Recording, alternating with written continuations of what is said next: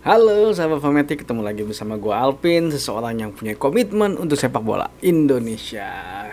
Baru aja gue ngebaca berita bahwa Sinteyong resmi memperpanjang kontraknya sampai tahun 2027. Berita yang sangat menggembirakan kalau menurut gue. Kenapa?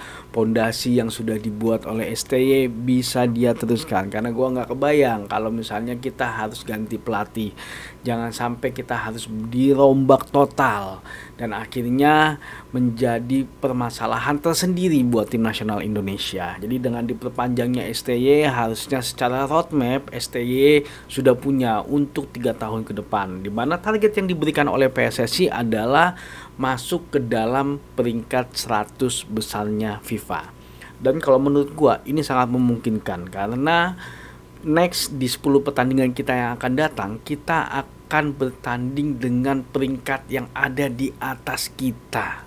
Ya walaupun mungkin kita bisa kalah juga, tapi peluang kita untuk bisa seri dengan pot 3 dan pot 4 yang jelas-jelas itu di atas kita peringkatnya jauh, itu akan memberikan poin yang cukup besar. Apalagi kita bisa menang di kandang, itu poinnya juga akan besar sekali dan akan cukup banget signifikan membuat peringkat Indonesia naik.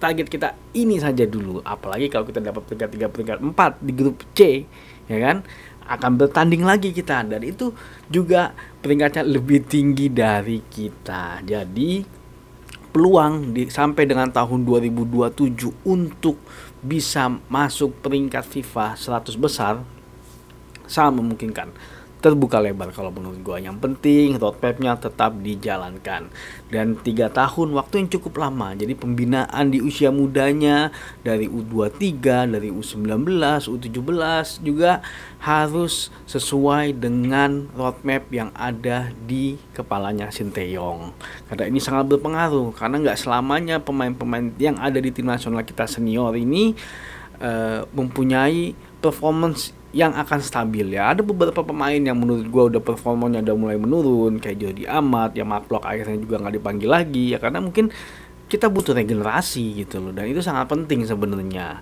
Naturalisasi oke, sebagai katalis, tapi itu bukanlah solusi, karena kalau kita mengandalkan naturalisasi, berapa banyak pemain yang harus kita naturalisasi. Tapi ini memang cukup sangat membantu untuk mengangkat peringkatnya tim nasional Indonesia, yang mudah-mudahan kedepannya kita akan lebih baik lagi di peringkat FIFA. Nah, PR-nya Sintayong sekarang, dia harus sudah mulai mempersiapkan programnya ketika dia melawan tim-tim besar. Dia sudah harus mulai membaca seperti apa permainan mereka dan bagaimana caranya dia untuk mengcounter dengan materi pemain yang ada. Gue yakin sekali Sinteyong akan bisa melaksanakan hal itu. Jadi kita lihat saja perkembangannya seperti apa. Jadi kita tidak usah banyak nyinyir kalau menurut gua. Kita nikmati saja karena prestasi kita sudah sangat bagus dengan bisa lolos ke ronde ketiga kualifikasi World Cup 2026. Ya minimal sih kalau maunya gua ya, kita nggak kayak Vietnam. Yang jelas kita bisa lebih baik dari Vietnam. Kita bisa membuktikan bahwa kita memang layak lolos ke ronde ketiga. Karena kemarin ada yang komen, karena timnas Indonesia segrupnya sama Vietnam dan Filipina, sama-sama ASEAN gitu, makanya dia bisa lolos. Ya enggak juga sih kalau menurut gua ya, enggak juga gitu loh. Karena memang timnas Indonesia performanya baik kalau menurut gua. Oke.